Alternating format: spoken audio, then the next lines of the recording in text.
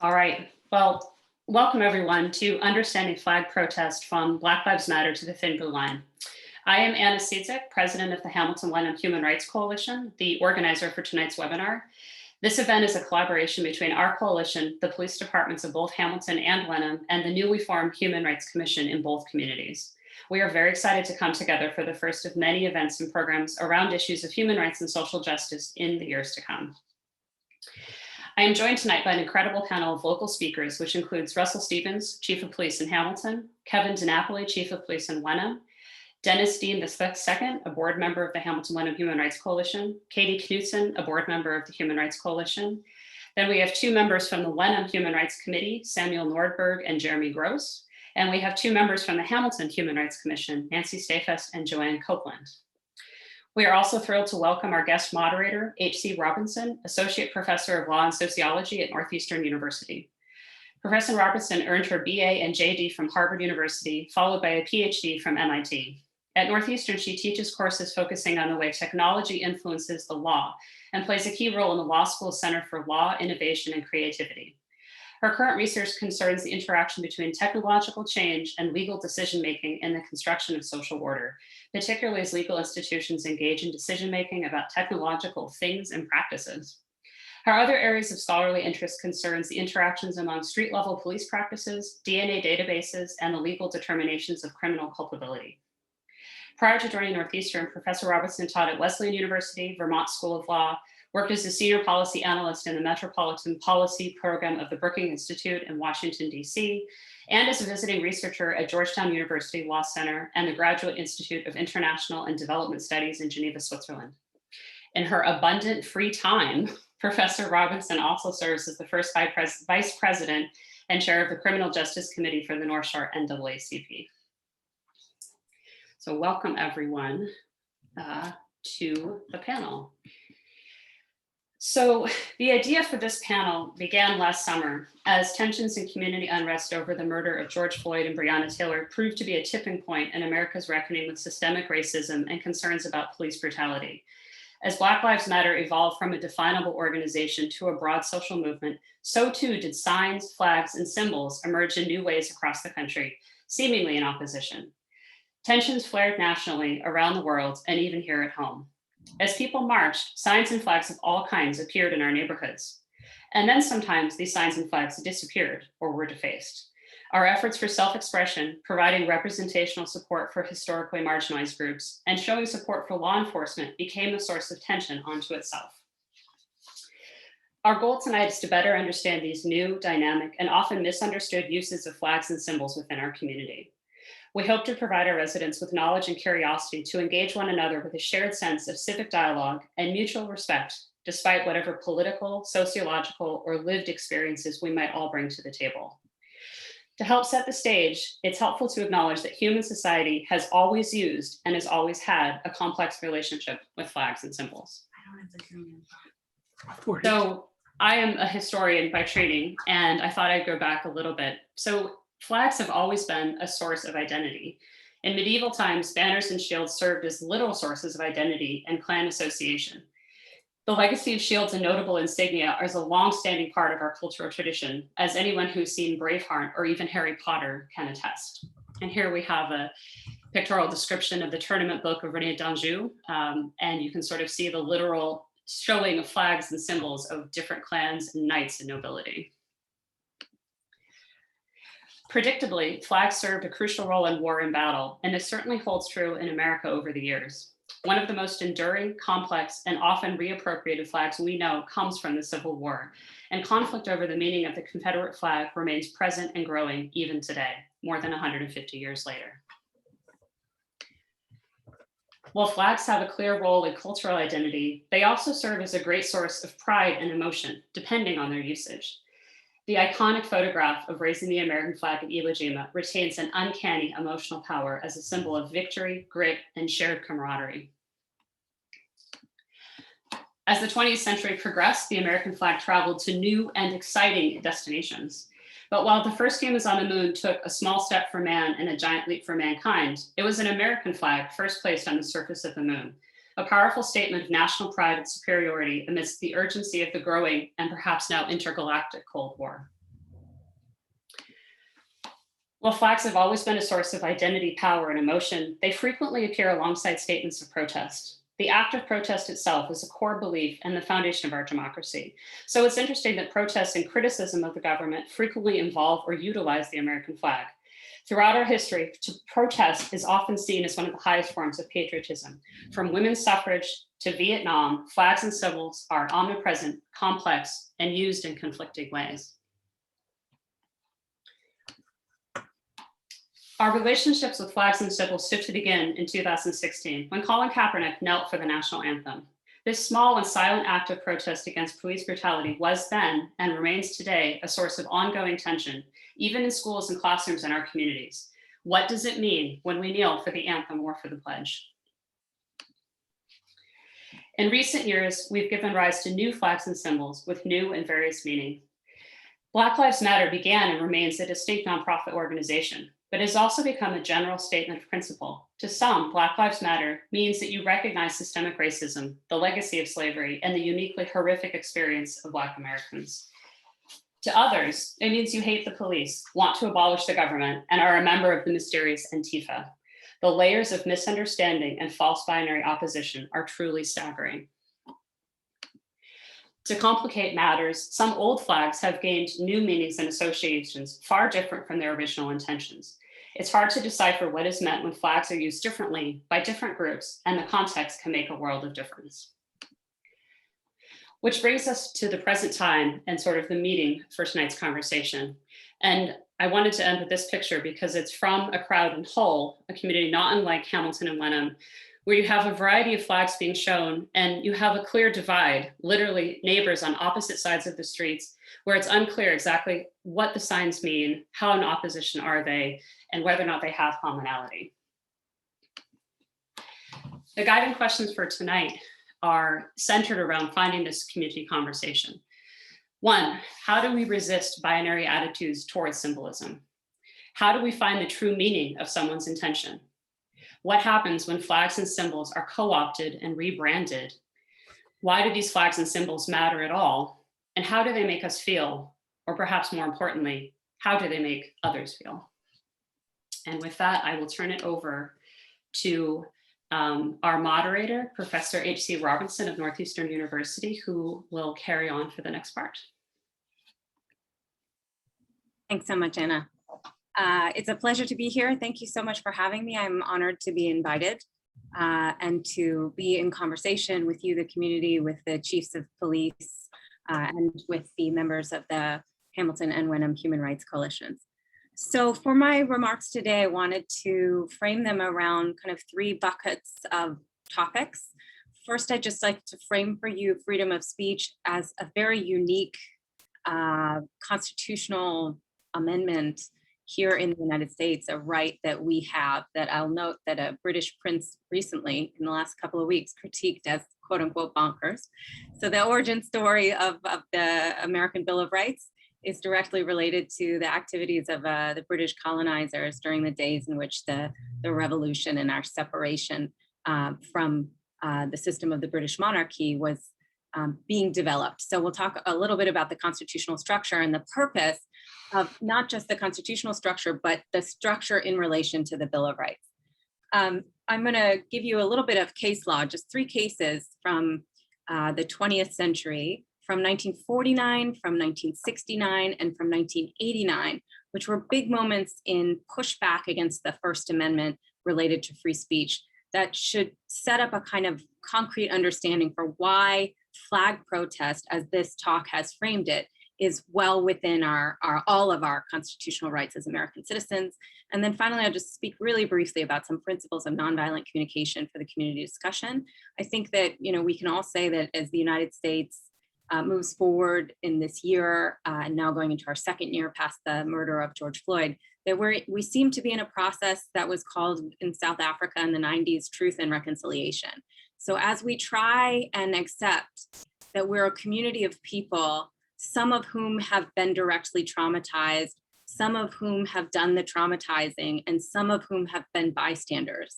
that we all have to be in communication with each other if we're able to accept those realities and move forward to create what John Lewis called the beloved community. I think that's completely possible. So, let's get started in some subject matter for today. All right. So the United States Constitution has a three-part structure. And as we know, it sets up a three-branch structure in the federal government. Article 1 establishes the legislature. So it's a bicameral body comprised of two houses of Congress, the House of Representatives and the Senate. Article 2 establishes the presidency. So we, as we moved away from the Articles of Confederation structure and into the more robust constitutional structure in 1787, which was when the US Constitution was enacted and signed and came into force, we get a unitary head of government, a single president, as opposed to, for example, a head of state and a titular head who serves a kind of different role, which is the case in many European states. And Article 3 establishes the Supreme Court and any other federal courts that might later be established. We know that there are many circuit courts of appeal across the United States and lots of federal district courts. And the notable thing about the Article 3 branch of government, so this is shared power, separation of powers across the branches of the federal government, is that the Article 3 branch is not elected by a majority, where the Article 1 and Article 2 branches, the legislature and the president, are. So the Article 3 court, the Supreme Court sitting at the head of the kind of set of Article 3 courts, they're appointed by the president through a process of presenting to the Congress, these are my appointees, the Congress votes, and they serve for life without the possibility of salary reduction. So this insulates the federal courts from what are called majoritarian pressures. So sometimes the Article 3 courts are called counter-majoritarian. And it's a really important function, one that was debated by the framers in the Federalist Papers, for example, by Alexander Hamilton and James Madison and all of the philosophical ideas that they were drawing on, like coming from Montesquieu and John Locke, as they literally brought an idea of self-government, of popular sovereignty that flows not from a church authority or from a monarch authority, but from the people, up from the bottom, that this idea of popular sovereignty that was an idea until our country put it into practice, that it needed some insulation yet from popular pressures, because there was always a possibility that an unpopular minority, one that couldn't get a majority to agree with them, that they should be able to speak on this topic, for example, still yet should have rights under our constitutional structure and within the jurisdiction of our federal government, contiguous with the state governments, so in the United States, even if they couldn't assemble a popular force behind them in the Article 3 branch, in the legislature, or in the presidency, that yet you wouldn't want to oppress the rights of those people, the unpopular minorities that couldn't get a majority to agree with them. And that you therefore needed an entity within the constitutional structure that could protect them. And that's the federal courts. So that's why so many First Amendment cases, apart from the fact that it's federal subject matter, end up in the Supreme Court. And so many of those cases are also 5-4 controversial decisions where we've got 9 justices on the Supreme Court that split. So in 1791, so this constitutional structure is established in 1787. In 1791, we get the first 10 amendments to this new constitution. The first 10 amendments to the Constitution are often referred to as the Bill of Rights. And the first of them, the very first, is the one that we're talking about today.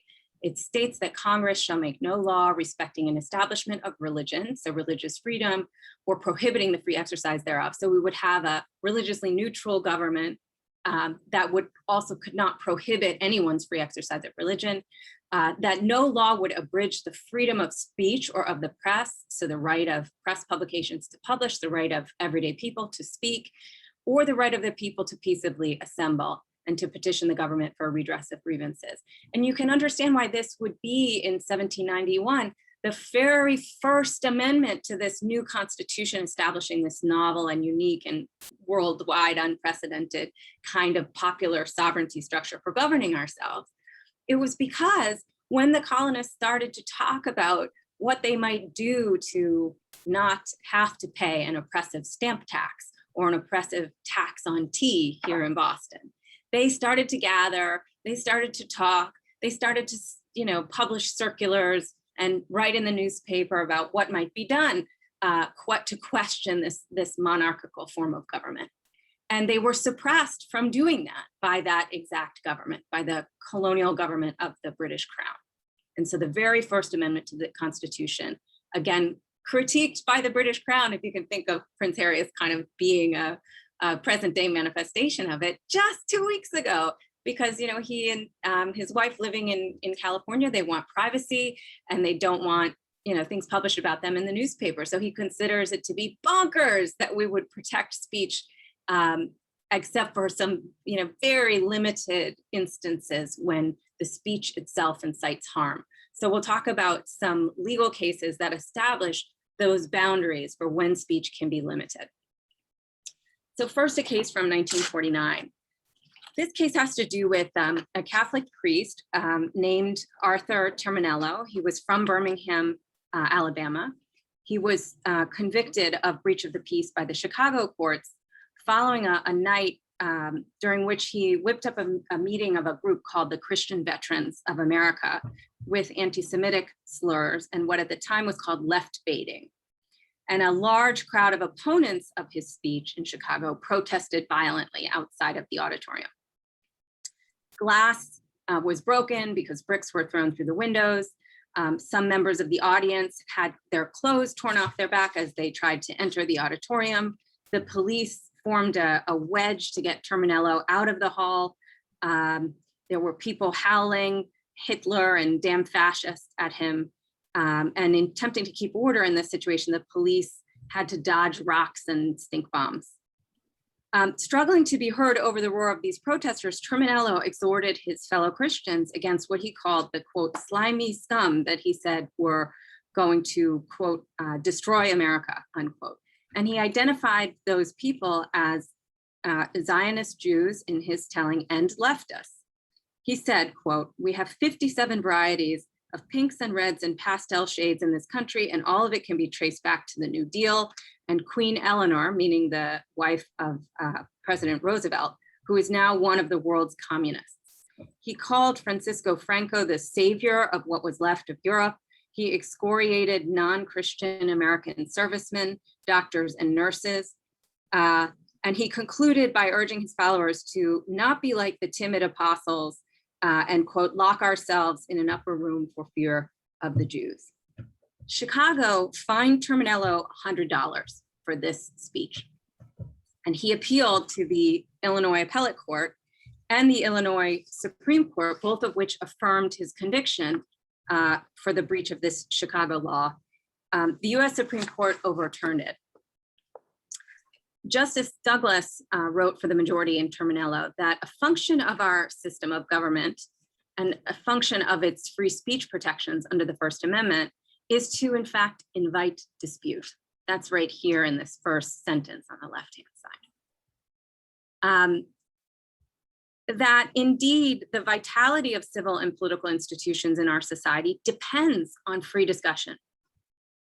That right, he said, is one of the chief distinctions that sets us apart from totalitarian regimes. And accordingly, in the second sentence here, it may best serve its high purpose when it induces a condition of unrest, when it creates dissatisfaction with conditions as they are, or even stirs people to anger. Speech is often provocative and challenging. It may strike at prejudices and preconceptions that have profound unsettling effects as it presses for acceptance of an idea. And that is why freedom of speech, though not absolute, is nevertheless protected against censorship or punishment, unless shown likely to produce a clear and present danger of a serious substantive evil that rises far above inconvenience, annoyance, or unrest. So the reason for taking us, all the way back to 1949 here, and even prior to that, to the 1787 Constitution, the 1791 amendments, and the historical incidents that they were responsive to, is to normalize for you and for your community what you're experiencing. when Terminello's conviction of this $100 fine was overturned, what the Supreme Court of the United States interpreting the First Amendment said is, this is normal. Unrest, dissatisfaction with conditions, and even stirring people to anger is what speech does. And in this country, partially because of our historical experience with that kind of speech generating the very conditions under which the revolution happened, and we became an independent sovereign nation with this novel idea of popular sovereignty, that it depended on speech, on upsetting people. Okay, so let's jump 20 years ahead, so a generation later.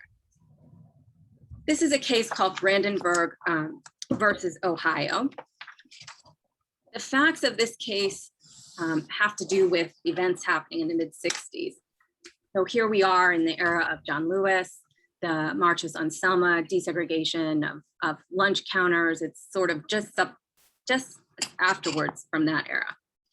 So it's Sunday, June 28th in 1964, and a journalist and camera person from a Cincinnati-based television station made their way out to a farm in Hamilton County in Ohio, just outside of the city of Cincinnati. The journalist had been actually invited by a local Ku Klux Klan leader who was named Clarence Brandenburg to cover a rally.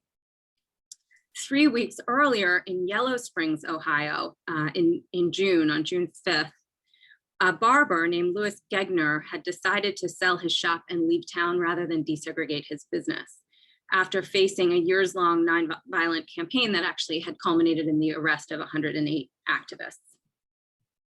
The Ku Klux Klan later would invite this barber to speak at a rally in Dayton, Ohio, in recognition of his contribution to their cause. And again, setting the stage, on June 22nd, that same month in Oxford, Ohio, which was nearby, Freedom Summer volunteers learned that 3 of their colleagues had gone missing while investigating a KKK church bombing in Mississippi the night before. That was a Black civil rights activist named James Earl Chaney and 2 Jewish activists named Michael Schwerner and Andrew Goodman. A Mississippi sheriff responded to their disappearance. They were never found by saying, if they're missing, they just hid somewhere trying to get a lot of publicity, I figure. Their bodies were found on August 4th. According to an article by Marion Wright Edelman, a civil rights leader, Chaney was chained to a tree, tortured, and castrated before being shot 3 times. So here we are at the end of June in this context in Ohio in 1964. And 44-year-old Clarence Brandenburg gives the speech to the group of people that are assembled there. They are a dozen men clad in white robes and hoods. And we have, we can look at the footage because there was this journalist there with a crew. So there's a news channel footage showing the Klansmen marching in circles around a burning cross. Some of them are carrying guns. They are shouting things, including freedom for the whites and bury the N-word. Brandenburg declared at the meeting, we're not a revenge organization, but if our president, our Congress, our Supreme Court continues to suppress the white Caucasian race, it's possible that there might have to be some revenge taken. And in the second clip, he's seen repeating that and adding, personally, I believe the N-word should be returned to Africa and the Jew returned to Israel. The group dispersed and everyone went home.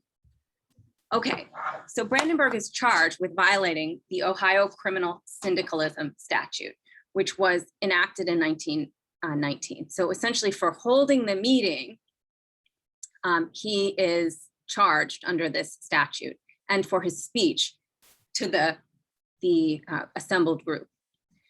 The court upheld the statute previously, so the Supreme Court had previously upheld that and similar kinds of criminal syndicalism statutes under which you could be charged for speaking to an assembled group. Holding that without more, advocating violent means to effect political and economic change involves danger to the security of the state, and so therefore the state may outlaw it. So where the syndicate is advocating for the overturn of some kind of state or governmental authority, that you could trigger a violation of the syndicalism statute and then suppress the speech of those people or suppress them from gathering. And remember, the First Amendment deals with freedom of assembly together with freedom of speech. And remember that Brandenburg said, if our president, our Congress, our Supreme Court continues to suppress the white Caucasian race, it's possible there might have to be some revenge taken. The Supreme Court overturns the Ohio criminal syndicalism statute in this 1969 case. They write at the right that measured by this test, Ohio's Criminal Syndicalism Act can't be sustained because it punishes people who advocate for violence as a means of accomplishing an industrial or political reform. That's about labor unrest, the term industrial here, or who publish or circulate or display any book or paper containing such advocacy or justify the commission of violent acts with the intent to advocate the propriety of the doctrines of criminal syndicalism, or who voluntarily assemble. Neither the indictment of Brandenburg nor the trial judge instructions to the jury refined the statute's definition of the crime in terms of mere advocacy, not distinguished from incitement to imminent lawless action. So what does that mean? Well, what it means is that Brandenburg establishes this test that you can have a kind of statute that says you cannot speak in a way that incites violence, but it has to incite imminent lawless action. It can't just criminalize the speech because it advocates the overthrow of the government or it advocates some other violent action in some distant point in the future. So this case is very significant because it establishes something called the Brandenburg test. That's what Prince Harry is calling quote unquote bonkers. It means that you can really say anything you want, particularly about public figures. So we've got other laws that protect me against slander and libel, for example. These are torts against the person. If somebody on this call publishes, lies about me, you'd have to really claim that I was a public figure and appearing in the public, which you probably would be able to sustain in order to be justified under the First Amendment in saying those things. But most certainly, Prince Harry and Meghan Markle are public figures, and so they cannot shut down the press, at least here in the United States, from writing things about them.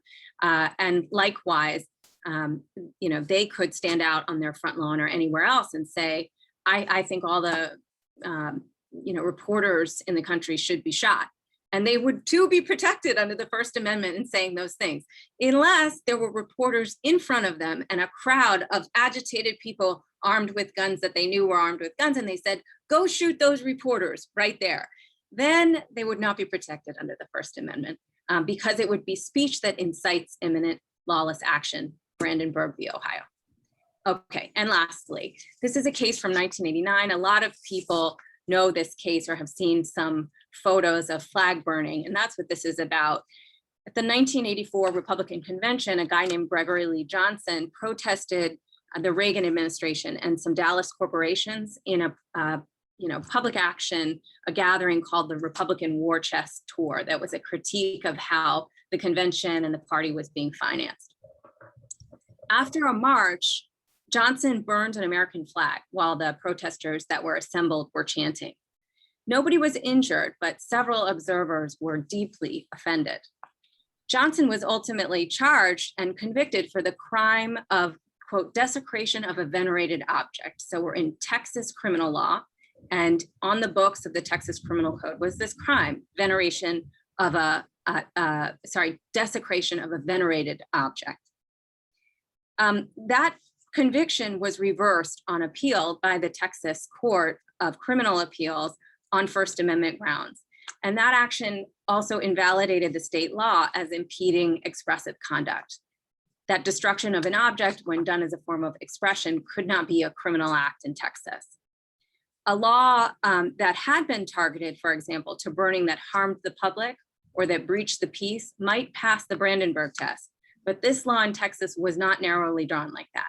It didn't say if you burn a flag and you burn somebody in the process of burning the flag as a form of expression, then you have committed a crime.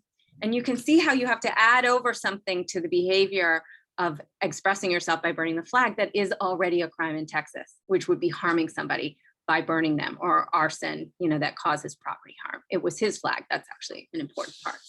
So the court says, roughly 40 years ago, that we conclude that the state's interest in maintaining order isn't implicated on the facts, that people had sort of simply been offended, but not physically harmed.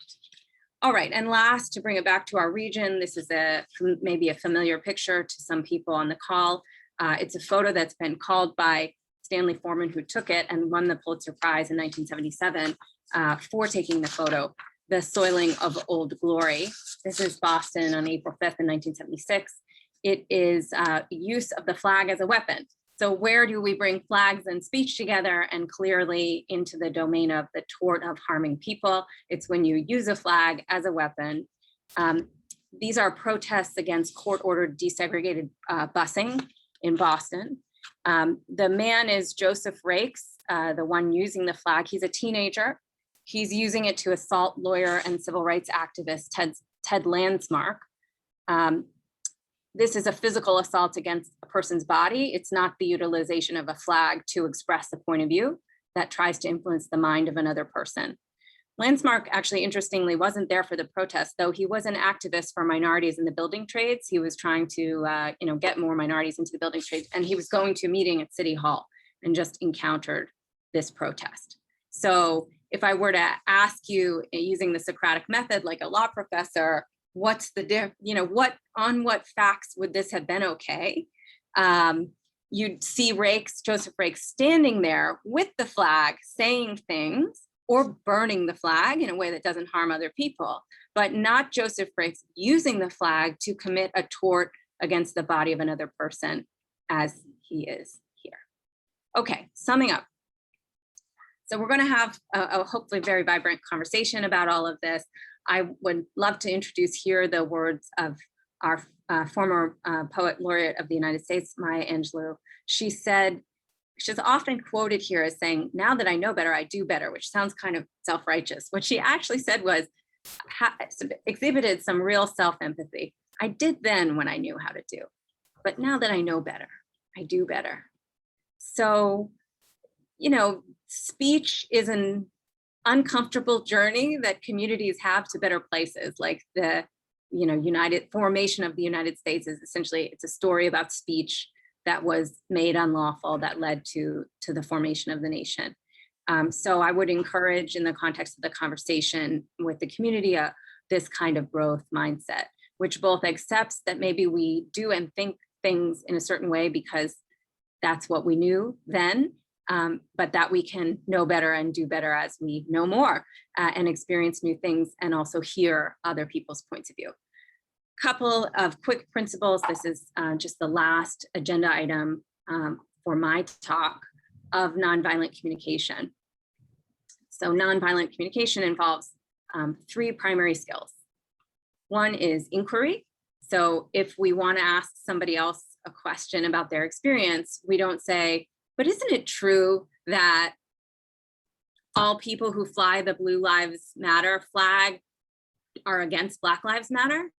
That is not a question. It is a statement designed as a question. And in law, we call that a leading question. It's used in cross-examination. It's when you want to kind of trick the witness into saying what you want them to say, not what they want to say. So open-ended questions often begin, or might quite usefully begin, with the word how. How did you come to decide to fly the Blue Lives Matter flag? Or how did you come to decide to put a Black Lives Matter sign on your lawn? It invites the telling of an anecdote. The how asks, it's a process question. We use it in sociology all the time. I could ask a student who comes to Northeastern, a freshman, why did you come to Northeastern? But if I ask how, I'm going to get a story that often will be deeper, that involves a decision-making process, but also, travel potentially. Okay. And also it's important to make it safe in inquiry for the other person not to answer. You don't have to answer this, but I'm curious. Okay, paraphrasing, super helpful. It's a way not only to check your understanding, because often our brains do this thing where we hear other people through the lens of what we either expect them to say or what we hope that they will say. And if you force yourself to paraphrase what they've said, so what I'm hearing is that both shows them that you've heard, that you were an active listener, but also checks your understanding against what they actually said. And by the way, anybody who's been in an interpersonal relationship probably recognizes that when you don't follow these principles of communication, things can go very badly wrong. And then finally, acknowledgement. Before you go to problem solving, what should we do as a community around these issues we're experiencing? we can acknowledge that things are important to other people, which is not the same thing as agreeing with them. So it can be agreeing, but saying something like, this seems really important to you, or I can see that this is important to you, isn't ceding the ground of your sense that you disagree with their point of view. It's just acknowledging that you recognize that it's important, or they wouldn't be on this call, or they wouldn't be flying the flag. It can be, you can also do some empathetic work around there. If I were in your shoes, I'd probably feel that way too. All right, so I'm so pleased that we have here two chiefs of police, Chief Stevens from Hamilton and Chief DiNapoli from Wenham. And I'll hand it over to them at this point so we can hear their thoughts.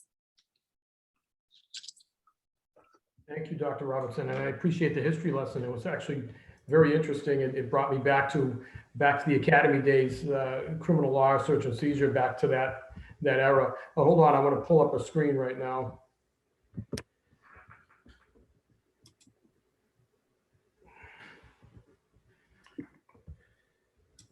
Okay, if I can pull it up.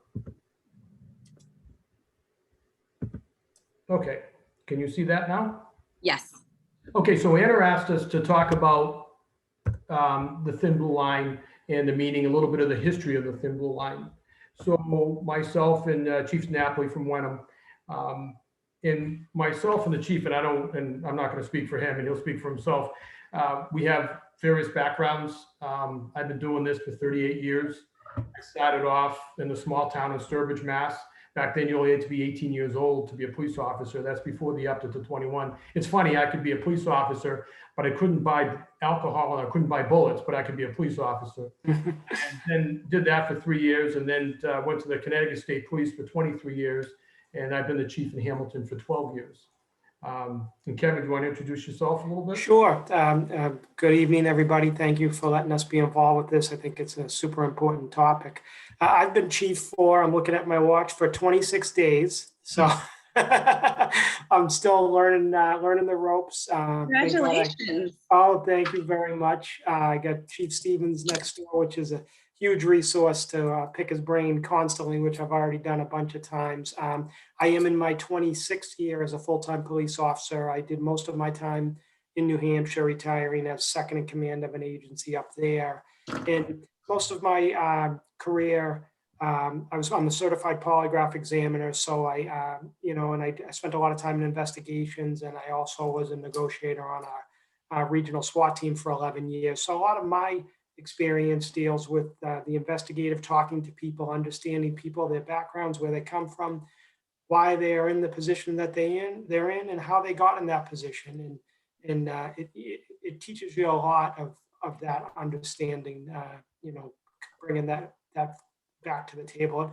Law enforcement has so many backgrounds, or so many different avenues you can take. Some people are interested in accident reconstruction or crime scene, or the SWAT team, or all these different avenues. But I just enjoy the talking to people and learning what makes people tick. So that's my background. So when Anna asked us to be part of this and talk about the thin blue line and the history behind it, now you have to understand, and we'll talk about at the end of the presentation, it may mean different things to different people, but myself and Chief DiNapoli had long conversations of what it means for us. And we're going to speak about our departments. Now, Hamilton and Wenham are small towns. We're not big cities. We're not Boston, Chelsea, Everett. We're smaller communities, smaller towns. The community, we embrace community policing, and community policing means a lot of different things to different people who wear a blue uniform. Community policing to us means being part of the community. And I'll talk about Sir Robert Peel in a few minutes and how policing formed and where we're at. So the thin blue line, if you look at the symbol here, the black background with the blue line, that was the original thin blue line. And it was meant, the original meaning of it was a symbol of solidarity, professional pride. It's a dangerous profession, difficult profession. Suicide rate for police officers is one of the highest professions out there. It is actually, last year was the highest rate suicide was for our profession. And unfortunately, I lost an officer to suicide not that was past March as well. And Sorry to hear that. and then I'll talk about that in a few minutes too. So part of it was a tribute to fallen police officers and their families. So there was a kind of a different meaning of it. And some of it's taken a life of its own right now, and we'll hit on that in a second. The origin of the Thin Blue Line dates back to 1854, battle during the Crimean War. And that was where you had and I spelt it out, it was a red-coated Scottish regiment of the British Army. And these stood outnumbered against numerous Russian attacks. And that was in the Ukraine right now. That's the area where they fought. And that, as we know right now, they're at war right now. The idea of a line of brave defenders standing between peace and chaos was borrowed by law enforcement. That's where they got it from.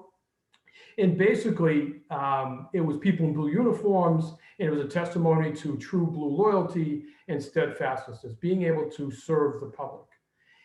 And then if you go into 2014 and 2016, the symbol in front of you started appearing. And that's when it got changed from the Thin Blue Line flag. All of a sudden, they started calling the Blue Lives Matter flag. That wasn't the original. And between myself and the chief, you know, we're closing on over 75 years of this job. That wasn't the original Thin Blue Line. And that emerged between 2014 and 2016. And the funny part about it is when I was researching this and going back in time and looking at the different cases, in 2016, in Dallas, there were 5 police officers that were shot. Now, there was a protest, and the protest was supposed to be a peaceful protest. But the protest was much like the protest we're seeing today. And they ended up shooting 5 police officers. And then you saw a lot more of this style flag come out between 2014, 2016 was what we see now. I don't see the traditional the Thin Blue Line flag anymore. I more or less see this one right here, the Blue Lives Matter flag. And it wasn't the police, it wasn't really the policing agencies or the police departments or the police in general that changed it. And I'm not sure where this morphed from, where it went to this right here. And since then, and again, 2014, 2016, then you see a lot of these flags. So now you have the corrections flag, you have gold for dispatch, you have your medic flag with the blue and white, your nurses with the white and red, you have your firefighter flag, your police flag, and your military flag. So I don't see these flags flying I don't see any of these flags in our communities. I'm not saying they're out there, but I haven't seen any in our communities, but they are flying out there. So the Thin Blue Line flag or the Blue Lives Matter flag has kind of morphed itself into different professions as well, not just police. The Thin Red Line flag, that's a prominent one with fire service. And in the bottom, I showed the picture of your police and fire on the same flag. So you do see this. And, you know, I see in Hamilton, and myself and Anna discussed it a little bit, there is a place in town, a residence in town, you'll see both the Black Lives Matter flag and the Blue Lives Matter flag on the same yard, which, you know, I'm very impressed that you see all of that. I find it very interesting. And when you look at the Thin Blue Line on a black background, it also represents the law enforcement community mourning the loss of another officer. So when you see a band across a badge, a mourning band it's called, and especially one of these, that's what it represents. So you may see a lot of that, you may see some of that. So I just want to shift gears. So where did the policing come from? A little bit of history about the policing. So, and you brought up England. So Sir Robert Peel is said to be the father of modern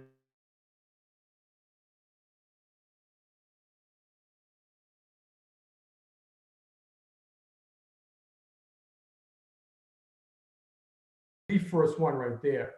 And if you look at our policing, modern day policing in America, in the US, we follow what these said in the purposes it was and the purpose he put together.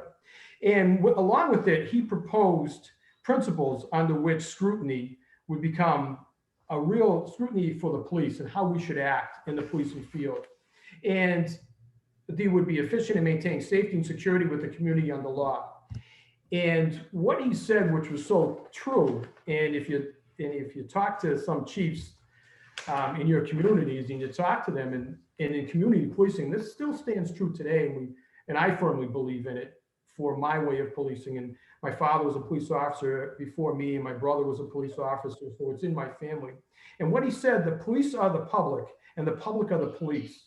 The police being only members of the public who are paid to give full-time attention to duties which are incumbent on every citizen in the interest of community welfare and coexistence or existence. So Robert Peel said that back in 1829, and that's one of the founding principles for us as policing in our agencies. He also came up with 9 Peelian principles. The other interesting thing about Sir Robert Peel, he was the founder of modern day policing. So we hear the word bobbies over in England. Well, bobbies was supposed to, because of Robert, they used to call them bobbies. A little folklore there, and where the word cops came from. Well, back then, police officers wore copper buttons, so they used to call them coppers. So a little bit of history there. So Sir Robert Peel and his commissioners established a list of policing principles that remain as crucial and urgent today as they were centuries ago. Now, the 3 core principles, or the 3 core crucial elements, are this. The goal is preventing crime, not catching criminals. So if you look at policing today, it's not, policing shouldn't be catching criminals. It should be, how do we prevent crime from happening? And I think education is a huge way of that. I myself and Kevin have had discussions. We talk about educating. I think education is huge. Policing only happens after education is done. If the police stop crime before it happens, they don't have to jail citizens or suppress their rights. An effective police department doesn't have high arrest stats. Its community has low crime rates. That's important. If you look at the way we do policing, again, I'm speaking for our type of community. I'm not speaking for other towns because I can't speak for them. The key to preventing crime is earning public support. For us in policing, the only way we can enforce laws or have a police department is get public support.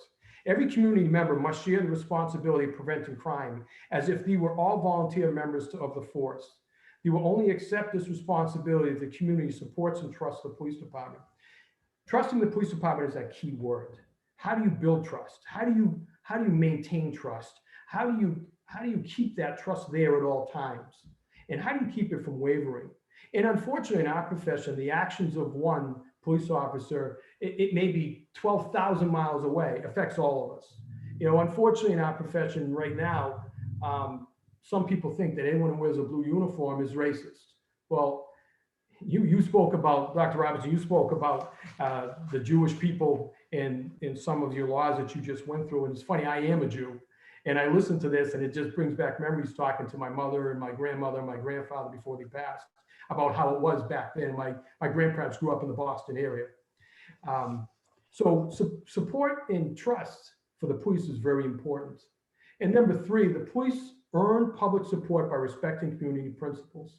Winning public approval requires hard work to build reputation, enforcing the laws impartially, hiring officers who represent and understand the community, and using force only as a last resort. That was done in 1829. Any good police chief or any good police department still uses these core ideas and the 9 Peelian principles that are out there. So what are some of the issues and concerns?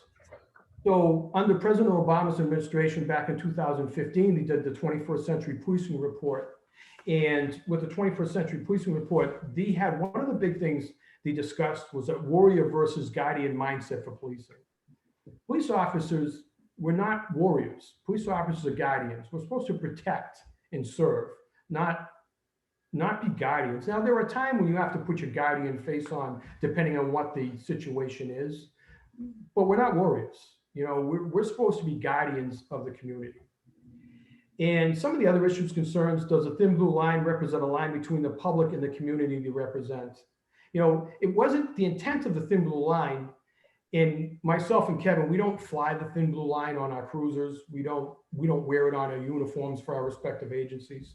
But that wasn't the intent. And I see some people, or some I've seen the thin blue line flag in marches in Virginia. I've seen white supremacist groups using it, and you showed some pictures, some photos, or I'm sorry, Anna showed some photos of it being used in some places that is very disheartening for someone such as myself and Chief DiNapoli. Every community is different with different needs. Police departments need to identify what the community needs are and how to engage with the community. I am a big supporter of, and I know Kevin is too, and I also sit on one of the seats. I'm one of the members of the board for the Hamilton Human Rights Coalition, and I support these conversations wholeheartedly. And I think it's good to have an open dialogue and talk about what's going on. But with what you're talking about, there also seems to be these flag wars, which Anna mentioned. And okay, what happens if my neighbor's flying this flag and I disagree with that? I'm going to fly that flag over there. We have a member in our town who's a very respected member in our community who flies a Blue Lives Matter flag and also has small blue lights, Christmas lights, on a shrub out front of her house. And 2 weeks ago, someone took all the lights off and unplugged it and threw it in the pile.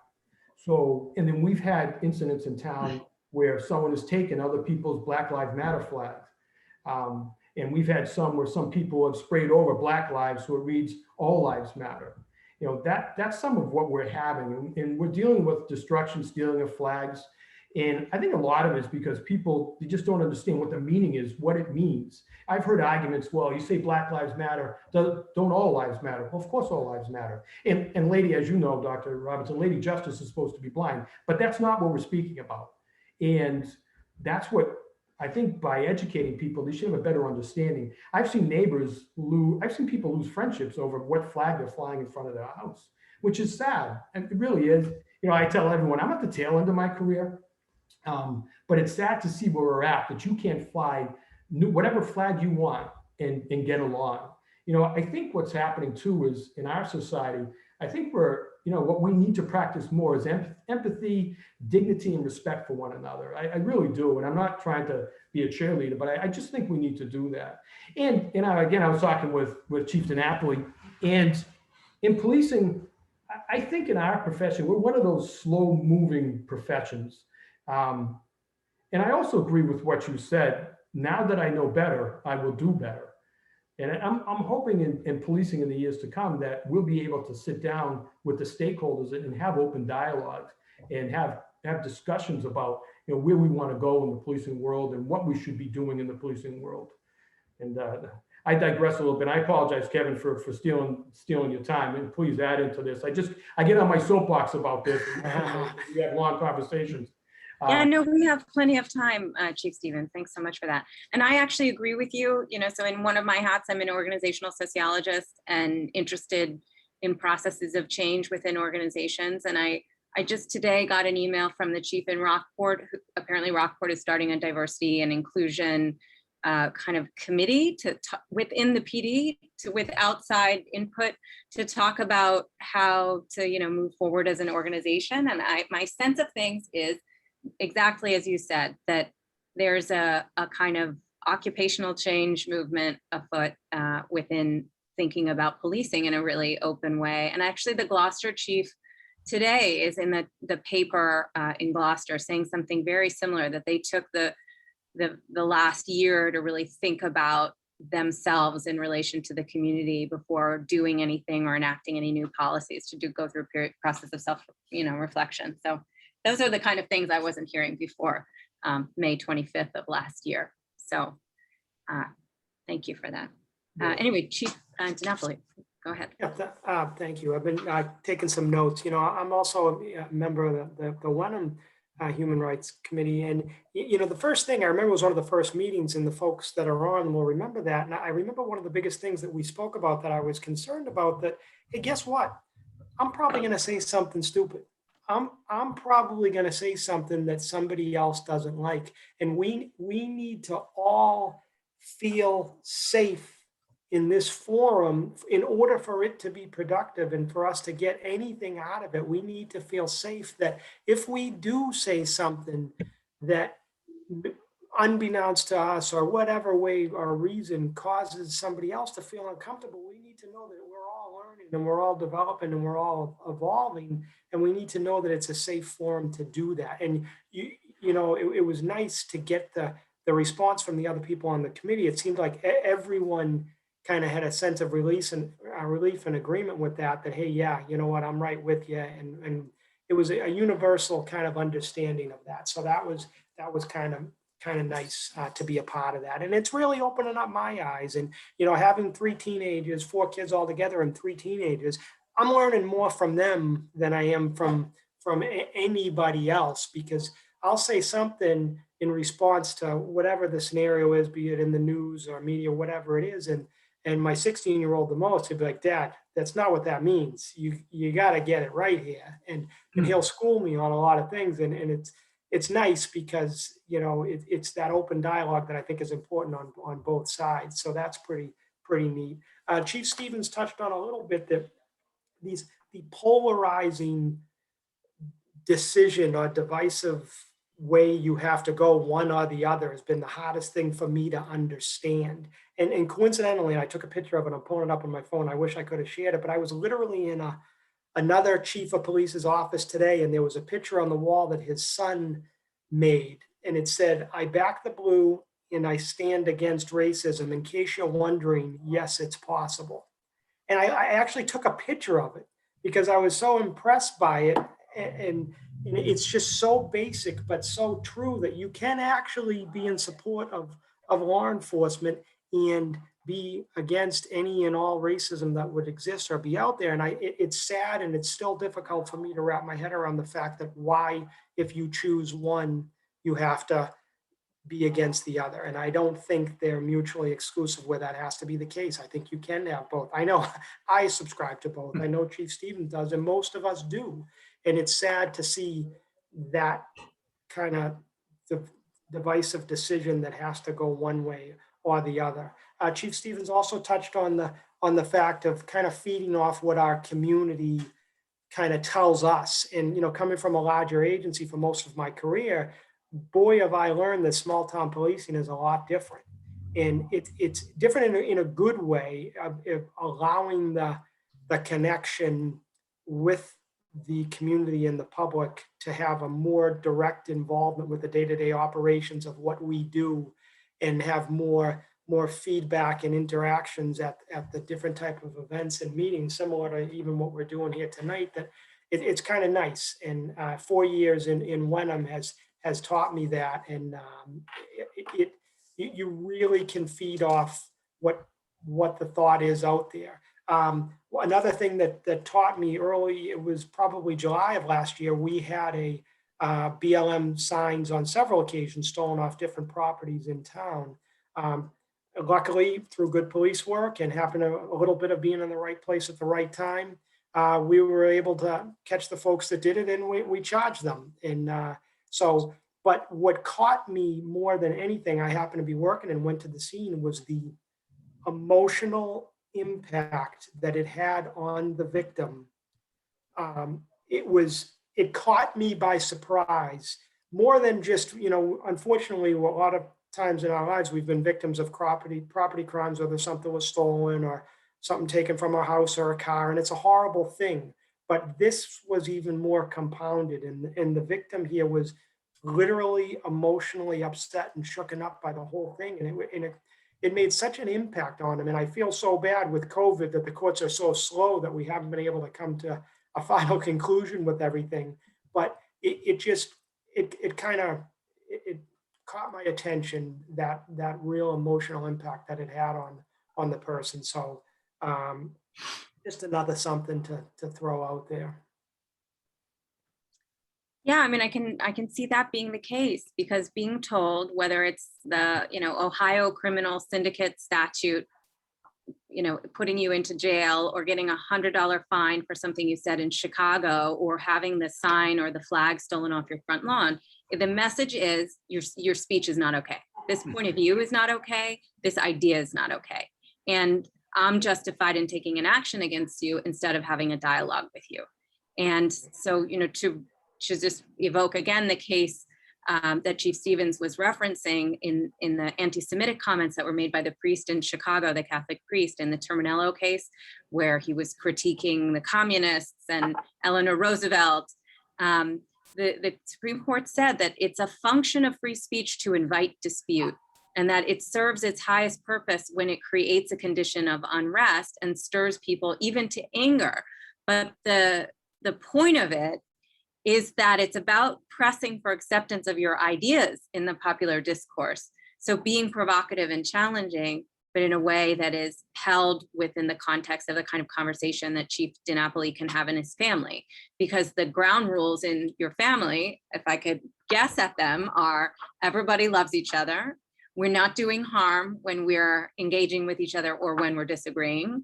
And it's going to be okay at the end of the day, or at least tomorrow at breakfast, like we're still going to be a family. And yes, of course, it's sort of Pollyannish to suggest that we can be like that in an entire community with lots of people that we don't know. But on the other hand, we live here in the North Shore in lots of small communities where we do know a lot of each other, and we're all Americans.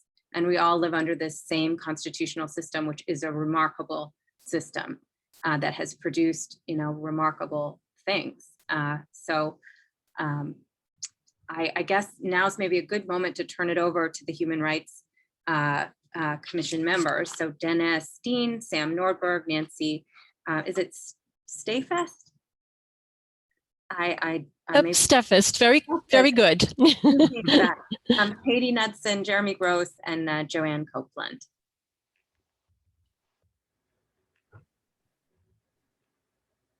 So I don't have specific questions, for you currently lined up, but maybe you could introduce the topic from your point of view. Yeah. So I'm happy to introduce myself. Hi, I'm Dennis Dean. I live in Wenham. I live here with my family. We came up here because it is so beautiful. I still get lost accidentally while going to the supermarket. I thought I'd just spend a couple of minutes saying how we came to the flags and signs we wanted to post. So we posted a Black Lives Matter flag, we posted a political flag, and we came to the conclusion that we should post the thin blue line flag, although we didn't quite buy one. And it was a process, and I want to just tell you a little bit about that process. So the most important thing of this whole period, for me, the most important period is the murder of so many African Americans and so many African American males. I would say I am a focused person who executes. If you give me a plan, I make it happen. I make plans. After the death of George Floyd, I have to say I was totally in shock. For the first time in my life, I felt like there was a target on my back. I felt that I had to be wary. And it's not just that, right? So yes, I work in industry, I have a full-time job, but every other moment I do, I work with students, I train them, I work on their graduate school applications, just love doing it. I can't tell you the number of students that reached out to me and to the organizations I work with who felt so isolated. And so while I'm dealing with this personally, I had to shift gears really quickly and go, this is how I help, I call them children, but they're, college students. But this is how I help. I need to take a second and help the people kind of stabilize. So somehow out of that, I came out of it and I became my normal self again. And I came to the conclusion that the only thing that I need to do is what I was already doing. And that is to take care of my family, to be part of the community, but even more so than ever, to say what you believe and be respectful of those who say different things. So I'll just go through them one at a time very, very quickly. So for the Black Lives Matters sign, I was very concerned about vandalism because I know other signs I've put up were vandalized. So this time I put the signs way up by the house. And I had a conversation with my wife about the probability or possibility of violence. I grew up in New York City, so that's not, we kind of think that way all the time. I never thought I would have to have that conversation in Wenham, but it was a non-zero probability. And I only mention that because I think sometimes for people of color, like what we think about may not be well understood, but that's something that was very pressing for the students that I work with. And like I said, it's something that I thought about and still think about. As far as for the political flags, I feel it's really important to say what you believe. And I wanted my girls to see that. The election was very close, and I wanted us to be able to say, this is what we believe. And I want to make a comment from, I'm drawing a blank, famous Black general, Colin Powell. There's a quote in his book that I just love. A person in an office deserves the respect of the office. And so I really am very cautious when I hear I don't like that person or they're bad or any negative remark, because I think it's really important to understand how people got there. I'm glad the police chiefs are here. There is a line, right? Like where our lights, so we also have Dr. Robinson, there is a line that you can't cross. But until you get to that line, I believe we should support people to say different things. And then the last one, I have lots of friends who are police officers. Most recently, the Wenham police came for a medical visit to my house. They were phenomenal. I couldn't imagine how fast they were. They were supportive and encouraging, got my daughter to the hospital like that. So that was part of the reasons why we wanted to fly the thin blue line, because we believe in our police and we believe they're important. And then I'll leave you with just one closing thought. During this process, community seemed to me to be more important than ever. Anna might have called me a few times about joining the coalition, but it was the right thing to do, right? And it's the right thing that I want my family to see and my girls to see, that we stand up and fight for each other. And although this is just one issue, I just wanted to say, just most recently, there's been several occurrences of lack of acceptance by our children and our teenagers. And I think as adults, we have to make a very clear stand that we are a welcoming community. This is why I came to Wenham. This is what they say at First Church every day, every Sunday. And that's what I would love to see Wenham to be. And that's what I believe it is. We just have to keep stating it. So thank you. Thanks so much for that, Dr. Dean.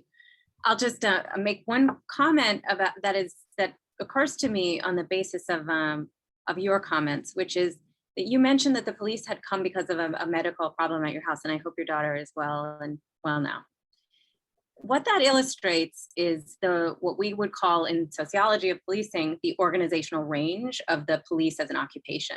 There's a really famous article, you can look it up, by a guy named Egon Bittner, who trained my advisor. So we're 3 generations back now in the academic provenance. And the article is called Florence Nightingale in Pursuit of Willie Sutton. Florence Nightingale, of course, a famous nurse, Willie Sutton, a notorious bank robber. The police from one day to the next and from one call to the next could be responding to a situation that needs a nurse, or as happened in Manchester by the Sea last weekend, a seagull caught in a tree, or as happened in Manchester, and I don't want to diminish my town, but a stabbing on Mother's Day in Masconoma Park. You want a special staff of the society, to again use sociological terms, that can respond with that kind of occupational range, with immediacy, and be able to respond appropriately. And we allocate to the special staff of the police those responsibilities. It is a very heavy authority because it comes along with the use of deadly force. They are the only people in the society that have the legitimate use of deadly force. They can use force against the bodies of other citizens. And I think what we're seeing in the police, there's a set of issues related to the use of deadly force. But the idea of policing, which was touched on in Chief Stevens' remarks, and we've just seen it in the example in the anecdote of Dr. Dean, is, it's a kind of remarkable profession. You can understand why it's as stressful as it is, accompanied with high rates of substance abuse and suicide, divorce, high rate of divorce if you compare it to other occupations. I'm just speaking now as a sociologist of work, looking across professions. The police are really notable, and they have, a job that has features that a lot of our jobs don't have in particular. One other thing about the police, which is relevant maybe to your future conversations around reforming policing. The police are also what we call in sociology a reverse bureaucracy. So bureaucracies you can think of them like triangulated structures where the people who have the most authority sit at the top of the structure. So the CEO and the C-suite people determine what happens in the organization, and the people in the bottom enact those plans. In the police, it's a reverse bureaucracy because the greatest number of decisions of importance are made every day by beat level police officers, the people in the occupational hierarchy that have the least formal authority, but the most effective authority, because they have to make decisions that, first of all, are very numerous. So a chief might make 1,000 decisions over the course of a year, but a beat level police officer might make 10,000. And so when that officer does things that are in immediate contact with citizens, where the choice about how to respond as a nurse or I'm going after a bank robber, a use of force kind of question, it becomes super important how that person is trained, how accountable they are when things go wrong, how you monitor, how you select people for those kinds of jobs, because actually the people who have the kind of lowest authority in the institutional hierarchy have the most impact on the citizens because they make the most number of decisions, and those decisions are autonomous. So Derek Chauvin has a decision that he makes to continue in the way that he does that day in Minneapolis. There's no chief there to override those decisions. So the fact that he had 17 complaints against him in that police department is a really important failure, because he has the opportunity every day that he continues on that police department to do what happened on May 25th last year.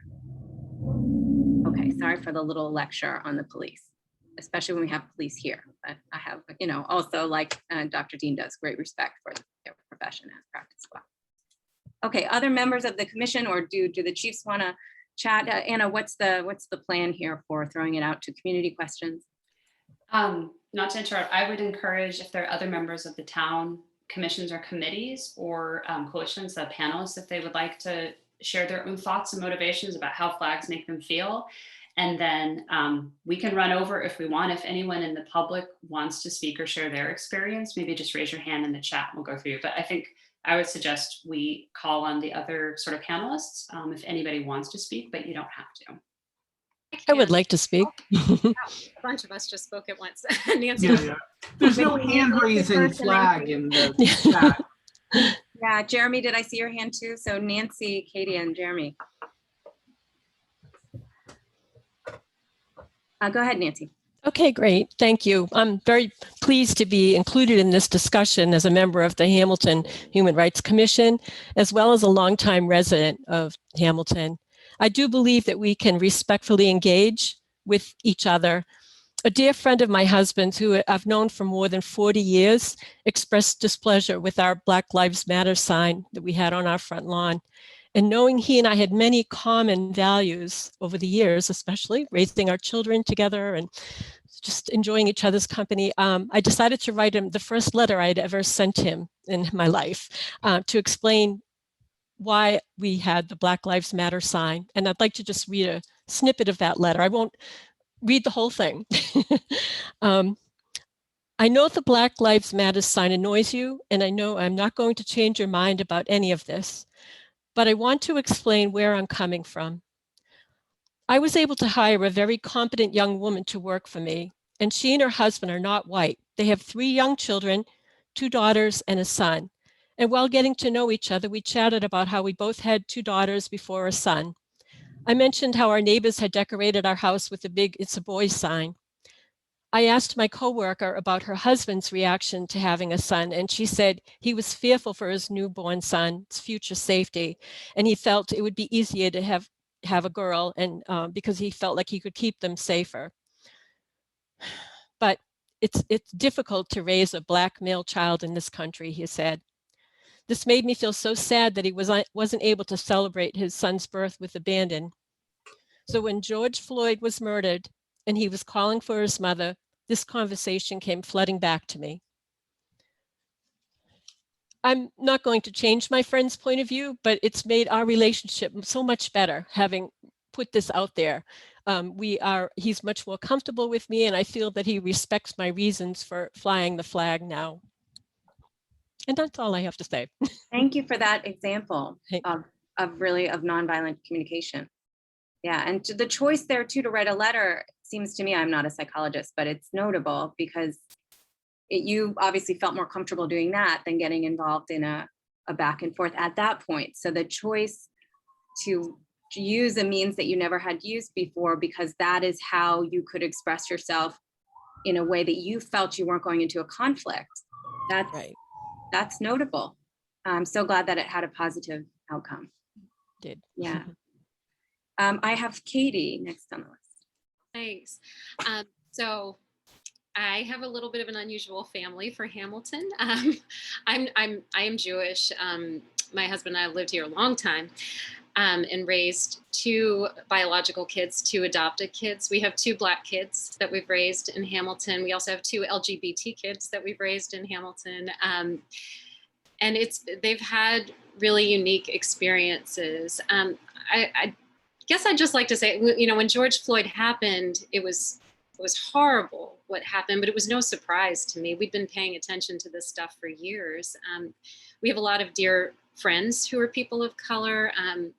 I worry about all of their safety. And of course, as our own kids were growing, I worried about theirs.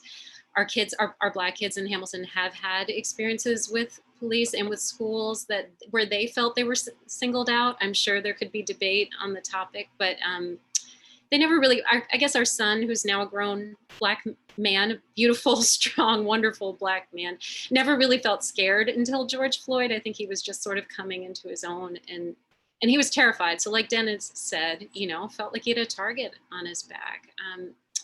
To me, Black Lives Matter means exactly that. It's people crying out, our lives matter, and they're not treated like they do. That for so long, Black folks have been killed, kidnapped, gone missing, and with very little news attention. What was different about George Floyd was a video, not what happened. And so to me, to my ears, when I hear someone say Black Lives Matter and they're responded to with all lives matter or blue lives matter, it's hurtful, because I think the only right response is, of course they matter. We are so sorry that you ever felt like your life didn't. That doesn't mean I don't respect the police. I absolutely do. We have dear friends who are police officers and firefighters, and their lives matter too, of course, but I don't think that was the moment for that sort of response that I've heard too often. I'm also a therapist, and I work in a local school, not Hamilton-Wenham. And just had a conversation this week with a Black student who is the only Black student in one of her classes where they read a lot of books about social justice. She feels singled out all the time. She feels like she needs to speak for all Black people all the time. And there's a boy in her class who wears a Blue Lives Matter mask. And she was crying, just telling me that the hurt of that experience. And it's not that, and she respects the police too. She has family members who are police, but she feels it personally when she sees that. So I just want to kind of share that point of view that, so we proudly fly a Black Lives Matter flag, if that weren't clear. And we absolutely believe that all lives matter. That's never been a question for us. But I think this moment, we really need to focus on the people who've been marginalized the most. Yeah. Thank you for sharing that. I've had a little bit of recent involvement with the schools, and I think they're starting to develop solidarity spaces and conversations that can be had among the white community, with each other without drawing on all the people of color, the biracial people like me to sort of teach everybody all the time. And I think that's actually one example of where being separate can be helpful for this period of time. That's just a side note. In this instance, I think that about Black Lives Matter, I'll just put one little nugget here, which is Doc Rivers, who was the coach of the Celtics when they won the championship in 2008. He's on camera in a press conference answering a question. It's a press conference about sports, about basketball. But he's asked, I think, basically what he thought about George Floyd's murder. And he says something like, you know, Black people have been loving this country for a long time. You know, we don't have another country. Like being Black, capital B Black, is like a sui generis American thing. We're not going back to Africa. And so it's our country and we've loved it. You know, jazz is American classical music, for example. You could think about it that way. And it's a wonderful 2 minutes or even like a 30-second. It's so hard not to respond to it that if you have the ability to circulate that, maybe that would be helpful in the kinds of conversations that Nancy had. You see this guy is a basketball coach. He's not a political commentator. And what he says is, we've loved this country and this country just hasn't figured out how to love us back. And that's the goal, right? That's what Black Lives Matter is an assertion of, to my mind. And I have it on my mailbox, little sign. Yeah, it's like, you matter. And I feel that way when I drive around the North Shore. I just moved to the North Shore a year ago. Okay, Jeremy, do you have a?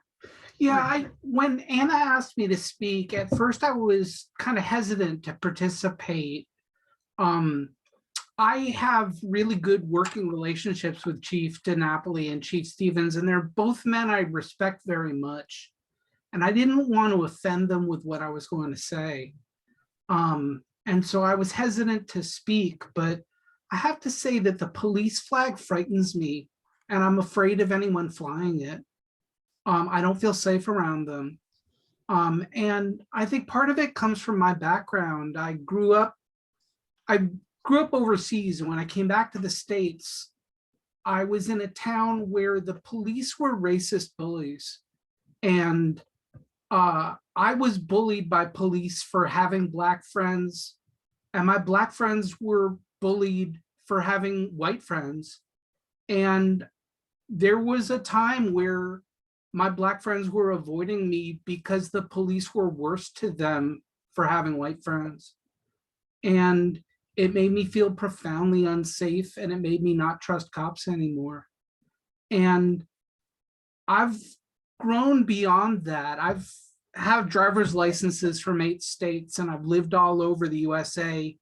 And I've encountered a lot of different police paradigms. When Chief Stevens talked about Sir Robert Peel, I was very, very encouraged by that, because that's a paradigm of policing I can very much get behind and endorse. But I've experienced other police paradigms out there. I've been in towns in the Deep South where the police grew out of slave catching posses and very much identify with that tradition. I've been in towns where the police evolved out of city gangs that the local merchants paid for protection. And they very much embodied that sense of they were the one gang that wasn't going to get punished. And so I've experienced these different paradigms, and, you know, in my years as an activist, I've seen my activist friends go to jail on spurious charges, be beaten senseless by police. And it's made it hard for me to trust the police in my life. I live in a town, or 2 sister towns, where I very much respect both chiefs, and I don't feel unsafe around the police in this town. But in other parts of my life, I've felt very much unsafe around the police. And so I wanted to bring that up, because for the people who have a visceral reaction to the police flag, some of it is from lived experience that they've had. And I'm very, very grateful that Hamilton and Wenham both have such wonderful chiefs who listen and are empathetic people and are professional. But that's not the case in other parts of America. I could just say something, and Jeremy, thank you for that. Thank you for sharing that. I don't necessarily disagree with Jeremy on that. Actually, my father is a professor, and we've had long conversations. I have always done policing up in New England, and my father and my mother lived down south. So I don't disagree what Jeremy's saying on that. Again, from our perspective, I can speak about Hamilton-Wenham. being up here for 12 years. But Jeremy, thank you for sharing that. I think, Dr. Robbins, I think what really needs to happen for wholesale change, all the stakeholders need to sit down at a table and have a conversation. And me personally, I don't think the politicians need to be there, because I think it needs to have a conversation about true down to earth conversation about what really goes on, not about your political party, not about your political affiliation, not about how it's going to benefit you personally, but how does it benefit the people? And I honestly think until that happens, I don't know what kind of change in society, big society, we're going to see. I can tell you now in Hamilton and Wenham that we as a society have grown a lot, and it's a very family oriented society. I mean, the cops in Hamilton, almost 90% of them either grew up in town, went to high school in town, their parents live in town, their kids live in town, the kids go to school system in town. They're part of the community, which for me in small town policing, that makes it so much easier when your police officers are part of the fabric of the community. It makes a difference. I like to hear what Jeremy has to say. And I've had conversations with Katie and Jamie, her husband, and I like to hear that. As a policing agency, we need to hear that. But I don't disagree with what Jamie said. And thank you. Yeah, thank you so much, Sam. Thank you. Hi, everyone. I'll try to be relatively brief. So I'm a clinical psychologist, and I run the behavioral health department at Reliant Medical Group and work with that organization, which has about 5,000 employees, on some of their work related to disparities in medicine. And so I wanted to speak to both a personal experience related exactly to this topic that we're covering, and then also try to just quickly relate a couple of the key sort of human cognitive things that make this so remarkably challenging. All last summer, we flew or I guess you can't fly a poster. So we had a big, Black Lives Matter sign outside of our house. And one day I was sitting in my office and my wife yelled through the door, "Someone's stealing our sign." And I ran outside and I sort of caught up with the person down the street dragging our sign, and got the sign back and put it back up. And for about 2 hours, I was furious. I was doing a lot. I was making a ton of assumptions about this person, and having, sort of very, very strong visceral reactions, sort of us versus them reactions. And it was because I was scared, and because I was preparing myself for sort of an uncertain confrontation. And it did sort of change my feelings of sort of safety. We ended up getting a security camera, right? The principles that I want to bring in here, though, are that days later, and certainly now, what I wish for is an opportunity to sit down with that guy and have a beer. And I can only do that now that I have come down from that moment, that my brain has calmed down, things have relaxed a bit, and I can imagine a safe scenario where we could talk about that incident. And this is what's so hard, and I think what makes this so challenging from a psychological perspective is that, we are all built with very powerful threat detection and survival mechanisms. And when those things are activated, we look to be a part of our group, and we look with greater concern and threat on people that we perceive to be outside of our group. And this stuff happens automatically. It does not require conscious thought. It does not require decision making. And you feel like you are protecting you and yours. You feel like this is coming from a good place, and usually it is. But it is part of what makes this so challenging, is that when we fly a particular flag, it may mean something very different to us than what it means to the person that it threatens. And so I want to sort of echo a couple of things that I heard that to me feel like the way forward. I think both chiefs have spoken to the importance of creating safe spaces to sit down and talk things through. And I think that's critically important. And I also think it's remarkably hard.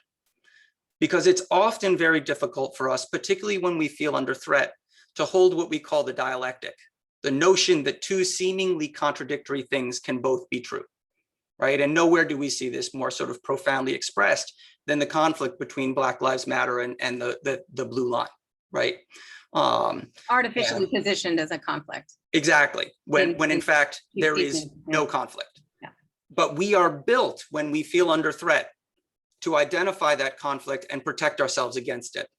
And it's one of the great challenges I think we have in communities, personally, among ourselves. I wish that I had done a better job in that moment. I wish I hadn't been as aggressive as I was. I wish I had tried to create a space for a conversation. And I understand that I was really anxious. I didn't know what was going to happen. So I think for us moving forward, the challenge is to create those safe spaces and to lead from places of strength within the community. So for example, people like me, white heterosexual men, should be taking leadership positions and trying to create safe spaces and demonstrating some vulnerability and making mistakes to try and build for the entire community a place that's safe for us to express these things. So that's I think what I wanted to say. Thanks for the opportunity. Yeah. Yeah, I would say giving space too. There's a lot of, there's a lot of possibilities for giving space. I mean, I don't know, I don't see any questions in the chat. And have you got questions that you've received? I do not have any questions. I know that Joanne is on the call. I didn't know if she wanted to speak. I would say if people want to speak, I'll give like another minute or so for people to raise their hand or speak up. And then I have a couple closing remarks. So Joanne, did you want to say something? You've been here a long time. You're muted, Joanne. You just need to unmute.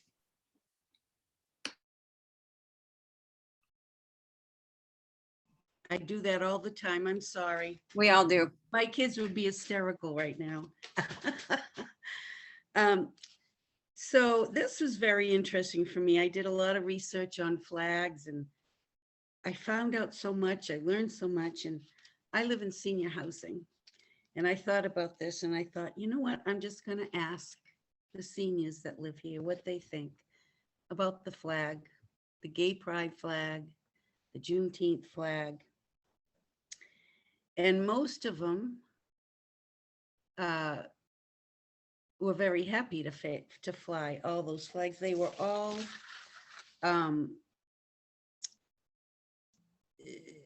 they needed, I think we need to listen to the elders here because they've lived their lives. And it was very interesting because they said they've changed their thoughts. They didn't always think this way, but now that they've lived their life and gone through what they have, they think that flying the gay pride flag or the Juneteenth flag or Black Lives Matter, they think it's wonderful and they think it's all needs to be talked about and people need to listen. And most of them said people need to listen, which I thought was great and very interesting. A few brought up the fact that we should fly the planet Earth flag because it encompasses everyone.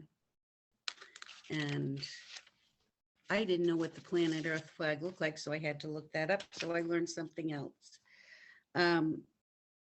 Most of them thought that our town flagpole should only fly the American flag. And not most of them, just a few thought this, and they thought flying anything else would provoke something you don't intend. I had a couple that were angry about flying other flags, and I sat there and listened to them. But I said, Dr. Robinson, what you said earlier about this seems important to you, and I did say to one of them, this seems very important to you. And they backed right down. So that was very interesting to me. When you brought it up, it shined a light in me. And it reminded me of a quote that I love by Gemma Troy. Remember, your words can plant gardens or they can burn whole forests down. And if I may, real quickly, in preparing for this, I reread When We Rise by Cleve Jones. I've read that before. I don't know if anybody's read that book, but he was an activist, one of the very first activists for gay rights out in San Francisco in the 70s. And he was part of making the gay pride flag. I highly recommend this book. It's heart-wrenching of what they went through. Back in the 70s, it was illegal to be gay. And they arrested him all the time and beat him up. And it's a heart-wrenching book, but it helps you to understand the history. So I learned a lot. I think all the seniors here are very forgiving, and they all said, we've learned so much in our life that we didn't used to think this way, but now we do. And I'll leave it at that. Yeah, thanks so much, Joanne. I was just noticing somebody saying this in the chat, and what your perspective has just added is we just crossed in this single 90 minutes that we spent together, from civilian to police groups, men and women, race, religion. We had several perspectives coming from Judaism. We just had age, another divider in our society. And I just think it really speaks to Maya Angelou's comment that, like, I did then what I knew how to do. And now that I know better, I do better. And until we speak to each other, or we have some life experience or the ability to hear somebody else's life experience and say, you know, I can understand you feel very strongly about this, or if I could feel that way if I were in your shoes, that we kind of we can enlarge our perspective that way. And that when we instead use classifications like old boomers, they own everything, which is something, 40-year-old people like me say a lot. Damn it, they own everything. That, and they have such bad political takes. It usually comes along like that. And their carbon footprints are so large. Instead of talking to, your boomer neighbor, you're making a bunch of assumptions about them. Or to take Chief DiNapoli's example, my dad doesn't understand anything. He just wants to oppress me. Then you don't have the conversation, and then you lose out on the teen perspective. I think, as a teacher, I see these crops of, I teach law students and undergraduates. So it's like, I'm always around 18 to 25-year-olds. Like, I keep getting older, but they stay the same age. And if I had those kinds of static views about people, I would never learn from them in the way that I do. And I've really appreciated being a part of this conversation. I am biracial, so I was born into the middle of categories. And I think some biracial people like Colin Kaepernick, Bob Marley, just kind of have this openness already. I think because we have, a Black parent and a white parent, or a Jewish parent and a Catholic parent. I mean, there's lots of different versions of this. And I think we all have something in our biography we can draw on to recognize it's really never black and white, it's gray. There's so much gray in human life, and living in the gray requires self-regulation and breathing. I mean, even after this call, like, check in, I would say, as somebody who's had, anxiety, check in with yourself. Like, this was a lot. This was a heavy lift to be on this call. How do I feel? Shake it out, be gentle to yourself. And I think that all can really help too. We've been living in the world of intellectualism and language and conversation, but there's a body here too, and you're processing, and we all are processing this as a total being, not just as a brain on a shoulder. So thank you for having me. I'm so pleased to meet you all, and I have great respect for your communities just on the basis of this call. Well, thank you, Dr. Robinson. I'm going to close with a couple of final thoughts, and I saw in the chat some other people from neighboring communities asking, how could we do some of this? So I'll sort of break my final thoughts into two comments. One of them is that this conversation is a byproduct of this whole community coming together, but to also build some structures. There's the Citizens Coalition, which is a private nonprofit, and we have free range to do a lot of things, but we also are limited. So we work together with the towns, with the police departments, with the Council on Aging. This didn't happen accidentally. It happened because we built it. And I think it's really important for other communities to see you can have a dialogue like this if you build the structure. so the roadmap is important. So I think what we've modeled here is sort of some good municipal structure making, and I would encourage people to do that. And I'm happy to share any experiences about how that sort of unfolded. But now we have it. We have a citizens group, we have town commissions, we have total engagement from our police department, which is a huge part of it. So that's one piece of sort of thought I'd respond to. The other thing, just in terms of thinking about this, it seems like some of the crucial themes are we need to not put each other in boxes ever, and we need to not assume people fit into a box. And especially if someone tells you, no, listen, you're putting me in someplace that doesn't fit. Listen back, take a moment and listen, to them, and to try to really understand where everyone is coming from. So I think that's a crucial sort of takeaway from this. The other thing too, and I'm glad that Dr. Robinson interrupted, I almost did the same, to say these things are not binary. They never have been. And we need to sort of take a step back from putting things as a zero-sum game. If I fly the pride flag, that does not mean that I have any disrespect for any other group of people. If I fly a Black Lives Matter sign, that does not mean that I have disrespect for other people. We need to look towards those moments to say and also, as opposed to or not because. And so I feel like if we can lean into this sort of symmetry there and look to see each other as whole people. So this is, one of our many initiatives as town groups, as a human rights group. We want to have more community conversation. We want to lean into that. And this is really just the beginning. So I really am so thankful for everyone to have come. I'm really grateful to our panelists for giving up their night, and to, so many participants who have stayed on the line here. So if you want to learn more about any of the town bodies or commissions, they both have web presence. So go to the town of Hamilton, go to the town of Wenham. You'll be able to find more information. If you want to learn more about our private citizens coalition, we are at hwhumanrights.org. And there's a lot of great stuff going on in our community. So thank you everyone for your time, and we hope that you come back again.